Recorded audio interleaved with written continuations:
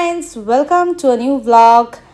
আজকে আমার শ্বশুর শাশুড়ির অ্যানিভার্সারি, তো সেটার জন্যই আমি রূপমের সাথে যাচ্ছিলাম।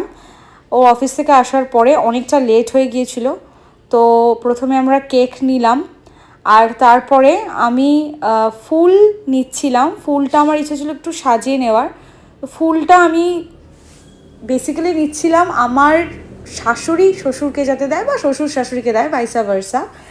তো প্রথমে ভেবেছিলাম মালা দেব, কিন্তু ভাবলাম যে না, মালাটা যদি লজ্জা পায় পরাতে, তো সেই জন্য আমি নর্মাল ফুলই সাজিয়ে দিলাম। কারণ এটাকে যদি একসাথে না এরকম বেঁধে দিত তাহলে কাটা থাকতো, তখন কেউ কাউকে দিলেই কাটা লাগতো। তো আর কেকটার অবস্থা দেখো, আমি বাইকে আসতে গিয়ে কীরকম একটু ডিস্ট্রয় করে দিয়েছি। কিছু একটা বলো। আজকে কততম বিবাহ বার্ষিকী সেটা বলো, কে বলতে পারে দেখি, বলো। 33 ইয়ার্স। কাকুর মনে থেকে বছরটা আর কাকিমার মনে থেকে ডেটটা। 33 ঠিকই বলেছে, কিন্তু কালকে কাকিমা কিন্তু ভুল বলেছিল। বলো হ্যাপি অ্যানিভার্সারি বলো। এই কি তুমি বলো। কাকু তো বলে দিল, কিন্তু কাকিমা অ্যাজ ইউজুয়াল বলতে লজ্জা পেল। আমি যখন কলেজে পড়তাম গল্পের মাধ্যমে জানতে পারি যে দুজনের একজনও বার্থডেটা জানে না, কারণ তখনকার দিনে যেহেতু বাড়িতেই হতো তাই বাবা মারা বলতে পারতো না। তো তখন আমি রূপমকে বললাম আর আমরা দুজনে ডিসাইড করলাম যে না, অ্যানিভার্সারিটা আমরা সেলিব্রেট করব।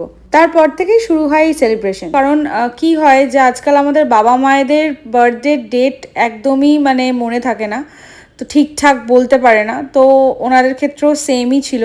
তো আমি বলেছিলাম যে না, অ্যানিভার্সারিটাই আমরা সেলিব্রেট করব, কারণ কিছু একটা মানুষের জীবনে সেলিব্রেট করা উচিত। আমরা তো সবাই আমাদের বার্থডে সেলিব্রেট করি, আর এখনকার দিনে লাভ অ্যানিভার্সারি, ম্যারেজ অ্যানিভার্সারি কোনটা সেলিব্রেশন হয় না, তো ওনারা কেন বাদ যাবে, ওনাদেরও এটা প্রাপ্য। তো ডিনারে ছিল ফ্রাইড রাইস, দই চিকেন আর ফুলকপি রোস্ট।